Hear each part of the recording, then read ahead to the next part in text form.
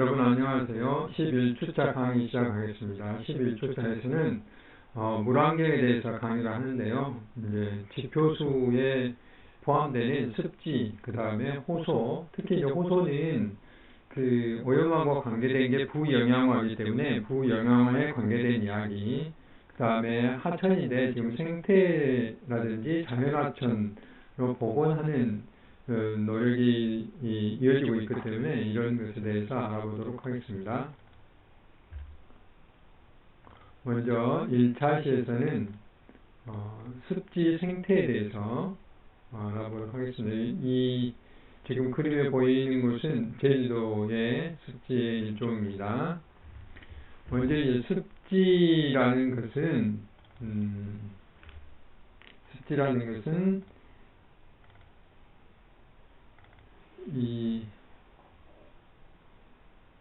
크게 이제 여기서는 연안습지, 내륙습지 이렇게 나뉘는데요. 예를 들면 바다 있잖아요. 여기가 바다인데 바다하고 가까운 곳, 우리 지역에서 여러분들이 이제 흔히 알 수 있는 게 순천만 같은 곳, 이런 것을 우리는 이제 연안습지라고 그럽니다. 최근에 이제 강진만의 경우에도 남사를 습지에 지정이 됐는데 이런 것들을 우리는 이제 연안습지라고 그렇고, 내륙습지는 강가라든지 그 다음에 그 숲속에 또는 산에 산림 가운데 이렇게 위치하고 있는 곳, 이런 것들을 내륙습지라고 그럽니다. 습지라는 것은 이제 젖어 있는 땅이잖아요. 그래서 계속해서 영구적으로 또는 혹시 일시적으로 표면을 덮고 있는 그런 지역을 우리는 습지라고 이야기를 합니다.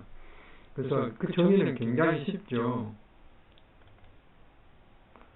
그래서 이제 습지는 이제 크게 여기 이제 세 가지로 나와 있는데, 앞에서 말씀드린 연안습지가 있고 그 다음에 내륙습지가 있어요. 그 다음에 이제 내륙습지는 또 조금 더 나눈다면 산 위에 있는 고산습지가 있고, 뒤에서 다시 한번 말씀드리겠습니다. 그 다음에 저층 이 습지가 있어요. 과거의 논이라든지 이런 것이 습지로 변하는 것, 그러니까 낮은 곳에 위치하는 곳, 이런 습지. 그 다음에 이제 하천 습지, 이렇게 세 종류의 이제 그 내륙 습지가 분포하고 있다, 이렇게 말씀을 드릴 수 있습니다.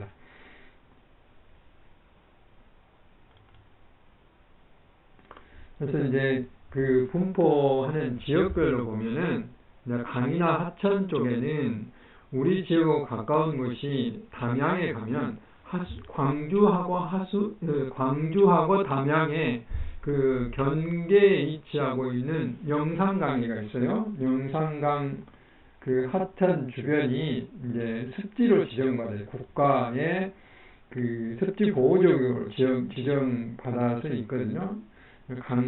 강에 위치한 습지라고 할 수 있죠. 그 다음에 강원도 영월에 가면 한반도 습지가 있고, 그 다음에 작년 12월 지정된 지가 얼마 안 됐죠. 이제 약 그 4개월 정도 됐는데, 작년 12월에 국가 습지 보호지역으로 지정된 곳이 바로 이제 우리 학교 바로 앞에 황룡강이죠. 우리 학교의 그 본부 건물에서 내다보면 보이는 곳이 황룡강인데, 그 황룡강에 지음에가 학교가 있다고 생각이 되는데요. 그 앞쪽에 이렇게 광범위한 그 수목과 그 다음에 그 초지로 또 이렇게 물로 유지되고 있는 곳, 이곳이 이제 장록습지라는 곳이에요. 장록습지. 그래서 작년 12월에 습지 보호지역으로 지정받았죠. 이제 또 이 장록습지 특징은 멸종위기 종이 분포하고 있을 뿐만 아니라 도시 지역에 이 습지가 이제 새롭게 지정받았다는 그런 특징이 좀 있습니다. 광주 같은 경우에는 이제 최근에 그 무등산이 국립공원으로 지정을 받았고, 또 광주천이 그동안 광주시가 관리하는 지방하천이었는데 국가 하천으로 이제 지정이 받았죠.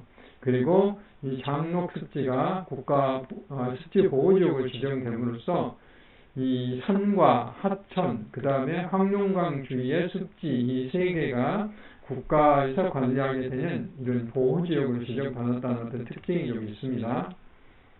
그리고 이제 산림 지역에는 높은 산에 있는 뒤에서 이제 그 강원도의 대왕산 용릉 같은데 이런 것인데 또 이탄 습지라고 있는데 이탄 습지는 이제 오랫동안 그 나무 수목들이 또 낙엽이 떨어져서 이게 이제 그 완전히 부패되지 않고 차곡차곡 쌓이면서 마치 이제 그 석탄은 아니지만 석탄처럼 그 스펀지 역할을 하는 그런 습지로 변한 것이 있어요. 그러면서 물기를 품고 있기 때문에 이런 것들은 이제 산림습지라고 할 수가 있습니다. 그 다음에 농경지역인데 우리가 과거에 이제 논이었는데 이 논을 이제 경작을 하지 않으면 묵논이라고 해요. 방치하는 논이죠.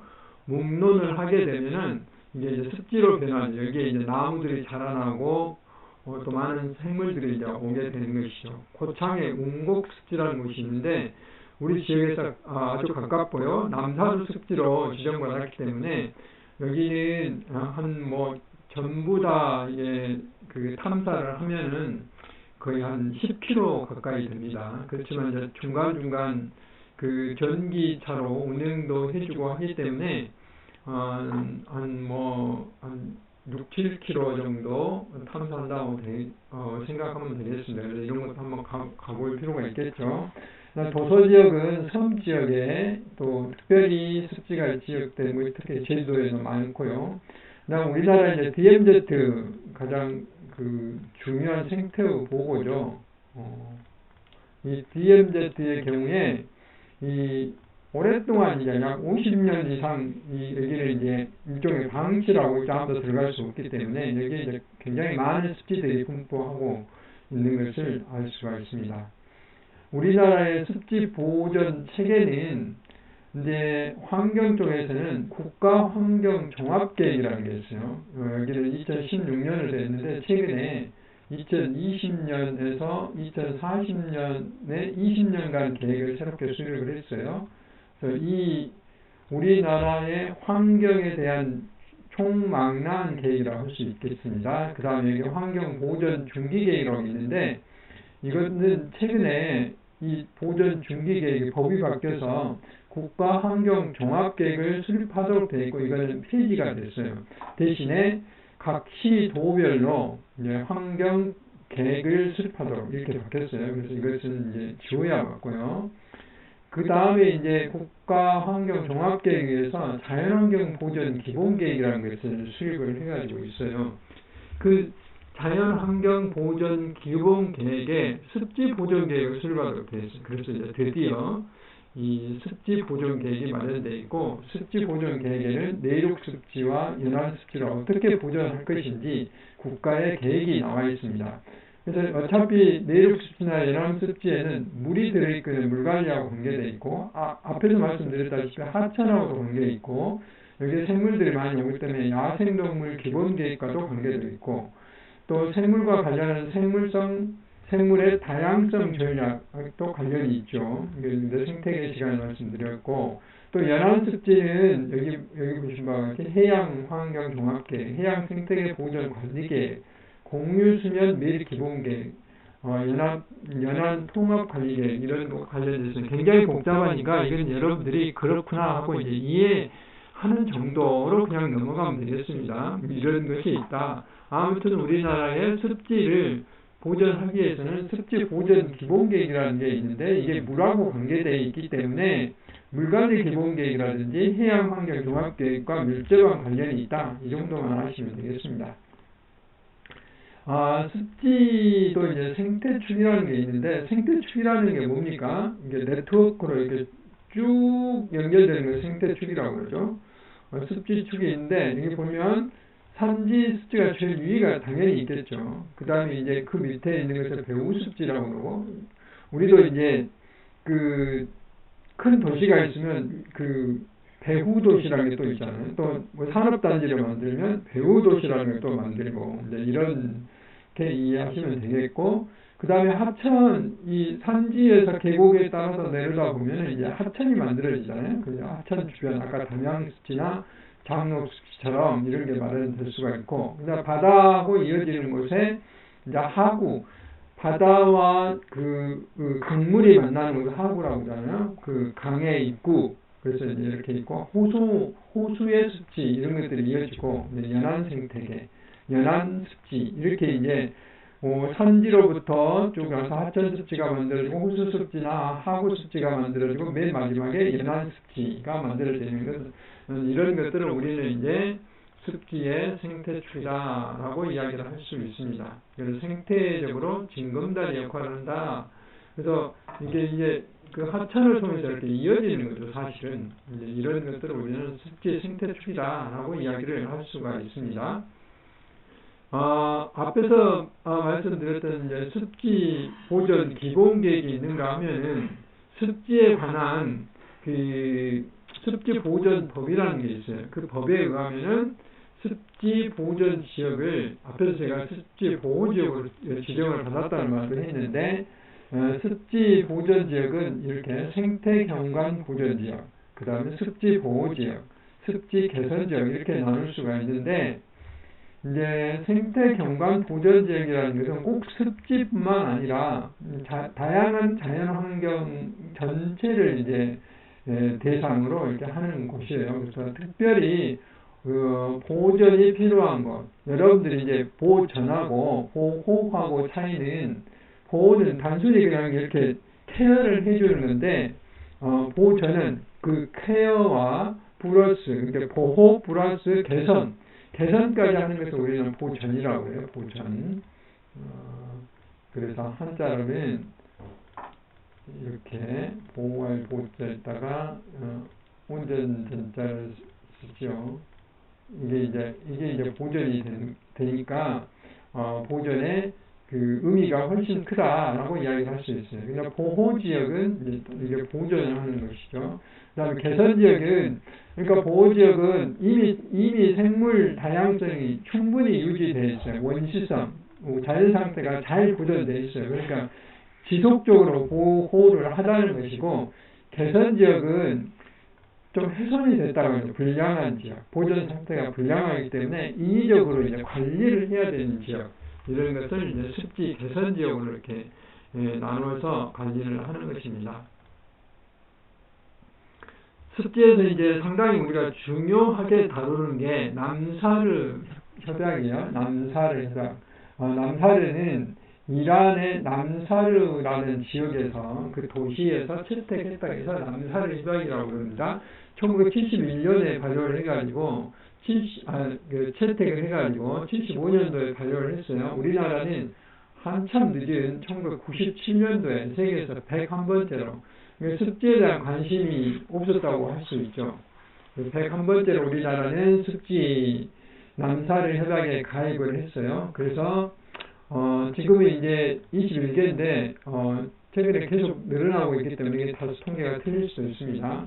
제1호로는 강원도에 있는 대암산 용루비 1호고 그 외에 우리가 잘 알고 있는 창녕의 우포루, 그다음에 순천의 갯벌 이런 것들이 이제 그 남사르 습지에 지정받아져 있다. 이렇게 이해하시면 되겠습니다. 그래서 여기 보신 바와 같이 연안 습지와 그 다음에 내륙 습지가 이렇게 많이 지정받아져 있다 하는 것입니다. 습지를 지정하는 이 남사르 습지를 지정하는 기준은 이렇게 네 가지가 있는데 이것은 여러분들 그냥 이런 것이 있다 할 정도만 아시고 넘어가면 되겠습니다.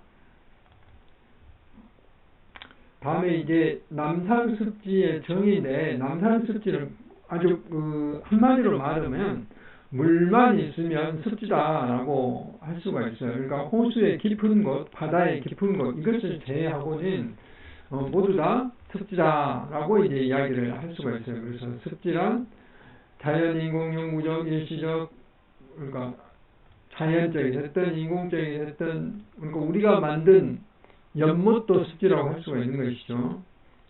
그래서 이런 것들을 우리는 이제 남사르 습지 정의다라고 할 수가 있는데 특히 이제 6m를 넘으면 그 습지로서 지정하기 곤란하는데 이게 이제 물이 빠졌다 다시 채워졌다 하는 것, 이게 갯벌이잖아요. 이런 것들은 우리가 이제 습지로 포함을 시킬 수가 있고, 특히 물고기를 키우는 양어장이라든지, 우리 이제 논이잖아요, 논. 그 다음에 연못, 그 다음에 관수라는 게 이제 우리 그 농업용 물을 뺐다 놨다 하는 것이잖아요. 이런 저수지, 운하, 이런 것도 남사를 습지에서는 다 습지로 구분을 합니다. 그래서 남사를 습지는 굉장히 포괄적이다라고 이야기를 할 수가 있습니다. 이 남사루 습지에 대한 걸 하나씩 보면, 여기 보시면 이게 강원도에 있는 이 대암산 용록인데 우리나라의 남사루 습지 1호입니다. 이건 산 위에가 있기 때문에 고산 습지죠. 되게 남사루 협약에 가입을 하려면 한 개의 습지를 동시에 이렇게 지정을 받아야 돼요. 그래서 용록이 가입되면서 우리나라가 이제 남사루 협약에 가입도 되고 이제 드디어 이제 습지 보존 그 시기에 들어가게 된 것이죠. 해발 1280m의 고층 습지가 이죠. 그러니까 무등산이 1180m가 되죠. 무등산보다 더 높은 곳에 이게 고층 습지가 위치하고 있어요. 그런데 2탄층이죠, 2탄층. 그러니까 여기에 그 계속해서 물 속에 이런 낙엽이라든지 풀들이 차곡차곡 쌓이면서 스펀지 같이 이렇게 된 거죠. 약 4,500년 전부터 썩지 않고 쌓인 식물의 잔해들이 1에서 1.8m 두께로 이렇게 분포함으로 인해서 하나의 습지를 만드는 거예요. 그래서 여기에는 수많은 생물들이 그 물속에 사는 수생 생물들이라든지 여기에 있는 여러 식물들이 살고 있기 때문에 천연기념물로 여기 습지는 또, 그러니까 남사를 습지 1호지만은 우리나라 국가에서는 천연기념물로, 그 다음에 습지 보호지역으로, 산림유전자원 보호구역으로 이렇게 이제 등록이 되어 있다 이 말이죠. 그래서 이제 여러분들이 뭐 굳이 이 세부적으로 알 필요 없지만 천연기념물은 문화체육관광부 소관이에요. 천연기념물은. 그 다음 습지 보호지역은 환경부 소관이고, 산림유전자원 보호지역은 산림청 소관, 이렇게 이제 이게 그 습지를 지정하는 것도 약간씩 차이가 있다. 남사루 습지도 환경부 소관이죠. 그래서 식생과 기후변화 연구 자료에 이게 그 2탄 습지이기 때문에 굉장히 이제 활용 가치가 높은 지역이다라고 말할 수가 있습니다. 창녕에 있는 우포, 늪은 우리나라 저수지 습지의 대표라고 할 수가 있죠. 여기도 이제 남사루에 지정을 받았는데, 면적이 굉장히 넓죠. 창녕군에 있는 4개 면에 걸쳐서 있고, 총 면적이 약 2,500, 그 다음에 100, 약 25만 정도의 250만 정도의 그 습지 면적을 포함하고 있어요. 습지 보호지역은 이보다 훨씬 넓게 약 850만 정도가 이제 지정을 받아가고 있죠. 여기에 이제 굉장히 많은 생물들, 이제 특히 우리가 우포늪이 많이 알려진 게 이제 조류 새들, 이런 새들의 어떤 방문이 많아서 우포늪이 유명하죠. 그 다음에 여기에 이제 곤충류들, 저서성, 대형 무척동물 이런 것들 많이 살고 있고, 물고기도 많이 살고 있고요. 그래서 여기도 역시 생태 경관보전지역이라든지 습지보호지역, 천연기념물, 또 일부는 이제 습지가 훼손된 곳도 있기 때문에 습지 개선지역 이렇게 이제 위치하고 있고, 특히 특이한 것은 이 창녕군이 세계 최초로 남사루 습지 도시로서 인정받았다는 거예요. 도시 자체가 하나의 이제 습지 도시가 됐다 하는 것이 이제 특징이 되겠습니다. 우리가 이제 잘 알고 있는 것이 순천만이죠. 순천만인데, 여기는 순천 보성의 갯벌이 이제 연안습지로서 남사루 습지를 지정받았다 하는 것이고요. 그 다음에 이제 이것도 역시 습지 보호지역이라든지 국가 지정문화재, 또 명승 41호로 지정은 좀 특이하죠. 여기에는 이제 갯벌인데, 뭐 우리가 흔히 알기 있다시피 이런 갈대들이 유명하다는 걸 잘 알고 있죠. 근데 여기에 이제 가을에 빨갛게 그 단풍이 드는 칠면초, 이런 칠면초들이 유명하고, 또 여기는 지금 이제 연안이지만 이쪽으로 쭉 나가면 이렇게 S자형 수로로 갯벌 사이를 지나가고 있다는 거, 하천처럼 이런 게 이제 특징입니다. 그래서 여기는 그 생태 관광도 많이 하고 있죠. 특히 이제 유명한 것은 천연기념물인 흑두루미라든지 뭐 광새, 노랑불이 저어서 이런 그 귀한 새들이 많이 여기로 오기 때문에 특히 유명하죠. 또 경관이 워낙 이렇게 멋있기 때문에 여러분들도 이제 나중에 기회가 되면 순천만에 그 일몰 이런 노을들이 환상적이에요. 거기 전망대에 가서 보게 되면 수많은 그 사진 찍는 포토그래퍼들이 여기를 방문해서 이제 이런 노을을 찍기 위해서 기다리고 있는데, 여러분들 기회를 한번 가져봤으면 좋겠습니다. 그러면서 오늘 강의 아니라 뒤에서 강의하겠지만 습지가 왜 우리 그 생태계라든지 지구 환경 보전에 중요한지를 한번 생각해 보면 좋겠습니다. 고창의 운곡습지인데요. 운곡습지는 이제 제가 그 이번 주에 다녀왔어요. 이제 강의도 있고 그래서 가까운 곳이어서 최근 봄에 어떤 모양으로 변했을지를 보기 위해서 이런 그 생태 연못도 있고요. 여기 약간의 계곡처럼 생긴 곳에서 생태 연못도 있고, 그 다음에 습지 이 아래쪽에는 여기 이제 물로 젖어 있죠. 그리고 수많은 초목들, 나무들 이렇게 뭉겨져 있는 것을 볼 수 있습니다.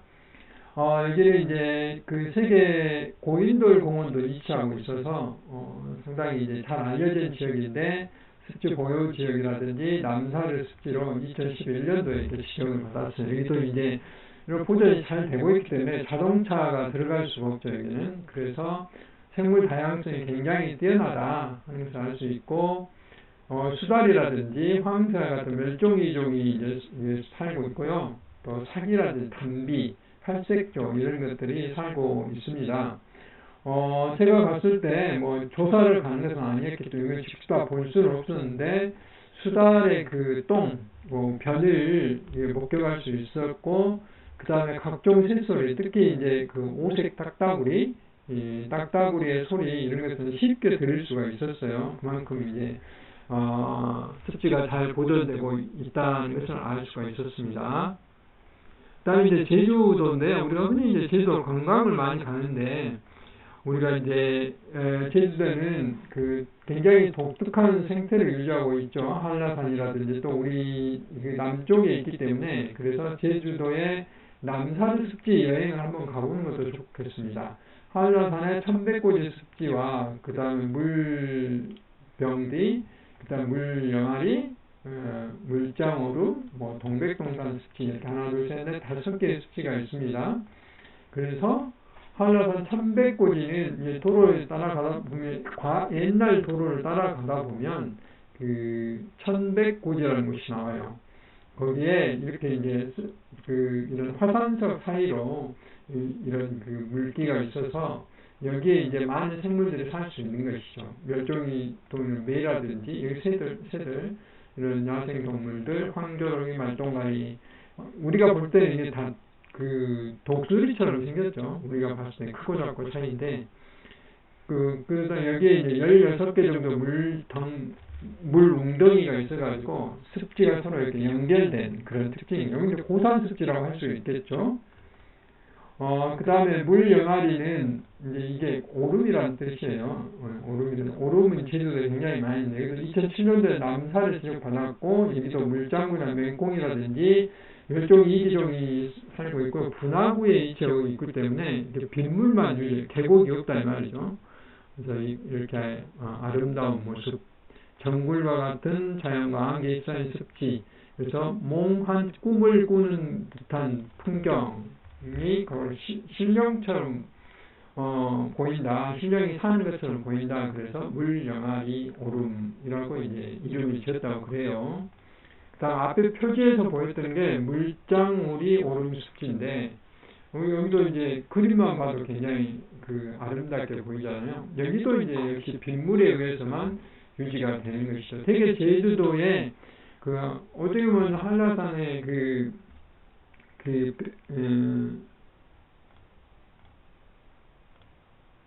백록담은 백두산이고 갑자기 제가 한라산의 분화구가 생각이 안 나는데 한라산의 그 분화구도 저희 습지라고 할 수가 있어요.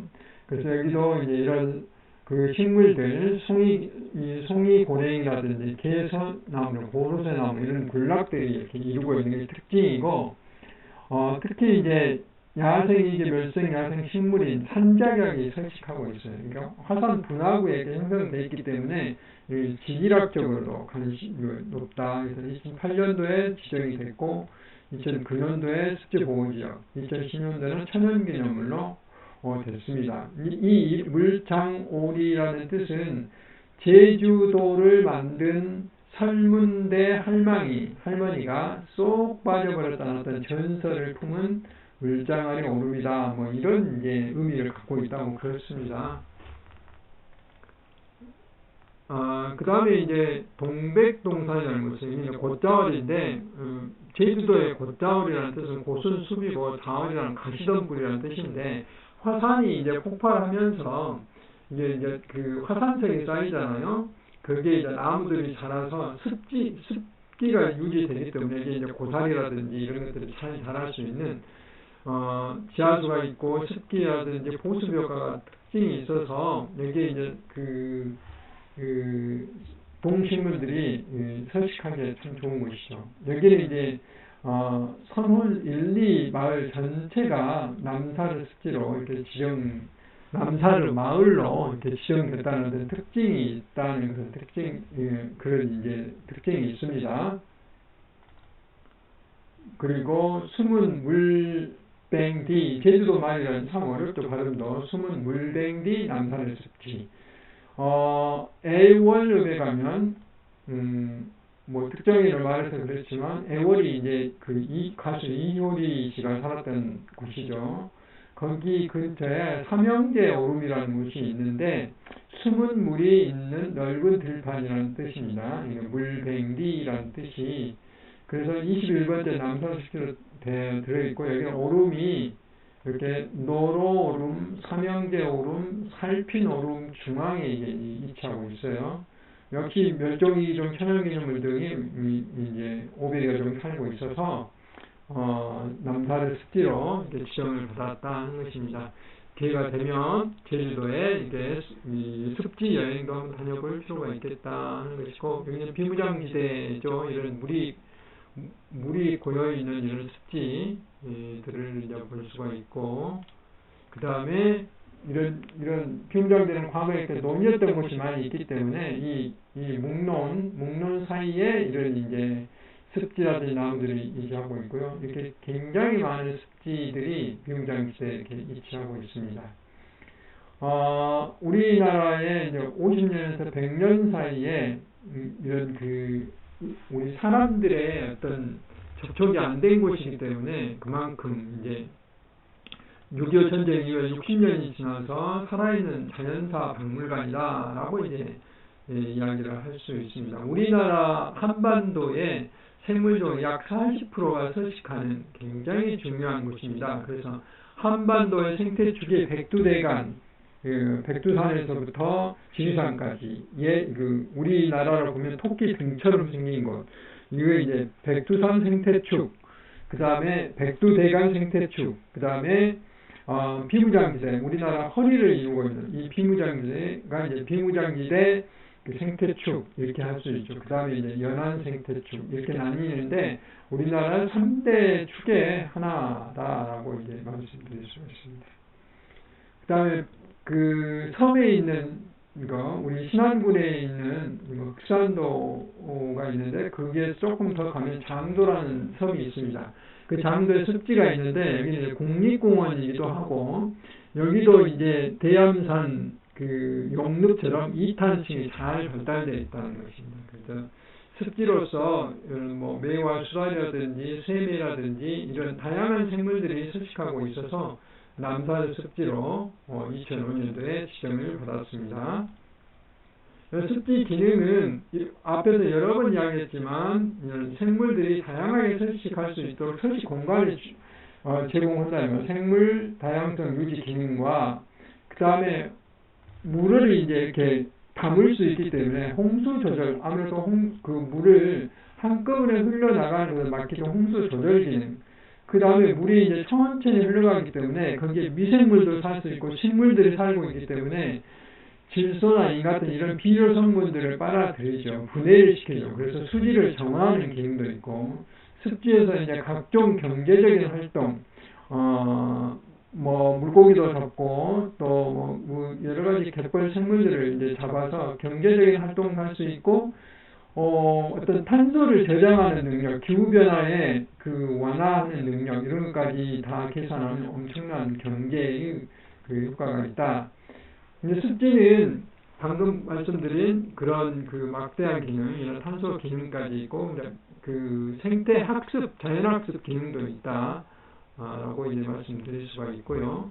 그래서 습지 기능을 종합적으로 정리하면 생물 서식지 기능, 생물 다양성을 높여주는 기능, 수질을 정화시키는 기능, 홍수 예방하는 기능, 그 다음에 수산 자원들 생태 서비스는 일종의 경제적인 기능인데, 어떤 생산의 기능, 그 다음 지구온난화가 탄소를 흡수하기 때문에 이런 기능들을 가지고 있다고 이야기를 할 수가 있고요. 그 다음에 습지는 꼭 이런 자연 습지뿐만 아니라 우리가 필요에 의해서 인공적으로 만드는 습지가 있어요. 이런 습지를 인공습지라고 그러는데, 이 그림에서 보신 바와 같이 물이 이제 여기서부터 이렇게 흘러간다고 생각되면 여기에 그 조류지처럼 깊은 어떤 그러니까 이렇게 흙탕물이 들어오면 여기 이제 침전, 가라앉게 하기 위해서, 그 다음에 낮은 습지, 깊은 습지, 얕은 습지, 깊은 습지, 이것을 반복함으로 인해서 이렇게 반복해서 가잖아요. 그래서 물이 굉장히 천천히 흘러가면서 수질을 정화시켜주고 생물의 서식 공간들을 만들어지는 이런 기능인데, 주로 이제 상수원 상류에 이게 설치를 해서 그 비가 오게 되면 빗물이 바로 이제 상수원에 흘러 들어가지 않고 습지를 통해서 정화가 된 다음에 들어가게 하는 그런 기능들이고, 또 한 가지는 이제 마을에 그 시골 마을은 하수처리장이 없잖아요. 그래서 하수처리장에 큰 어떤 침전 기능을 한 다음에 물을 하천으로 바로 내면 하천이 오염되기 때문에 이런 습지를 통과해서 나가게 되면 그 오염이 저감되는 그런 어떤 목적으로 인공습지를 만드는 겁니다.